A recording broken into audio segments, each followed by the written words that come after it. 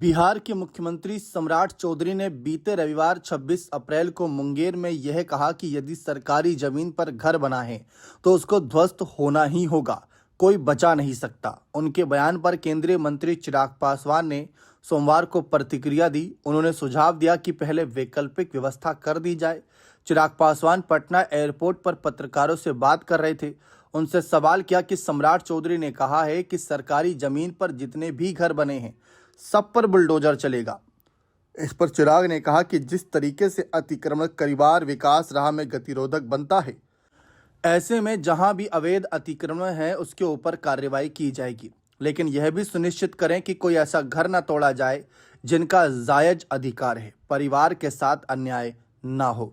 चिराग पासवान ने कहा कि हम लोग हमेशा इस बात के पक्षधर रहे हैं कि जो गरीब परिवार हैं उसके लिए वैकल्पिक व्यवस्था की जाए, किसी का घर उजाड़ने से पहले जगह मुहैया कराई जाए, उसके बाद उचित कार्रवाई की जाए। इसके साथ साथ पत्रकारों ने चिराग पासवान से कहा कि सरकार कह रही है कि शराबबंदी कानून लागू रहेगा। 10 साल हो गए लेकिन यह पूर्णतः सफल नजर नहीं आ रहा।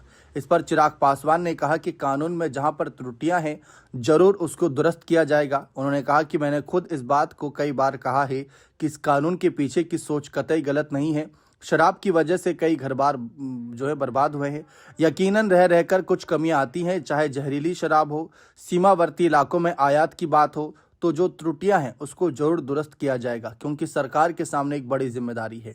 बता दें कि नीतीश सरकार के वक्त भी सम्राट चौधरी अपनी बात खुले डंके की चोट पर रखते थे, चाहे पुलों के निर्माण की व्यवस्था हो, बाढ़ के प्रभावित क्षेत्रों की बात हो या अन्य मुद्दे। अब सम्राट सरकार में भी चिराग पासवान अपनी बात डंके की चोट पर रख रहे हैं।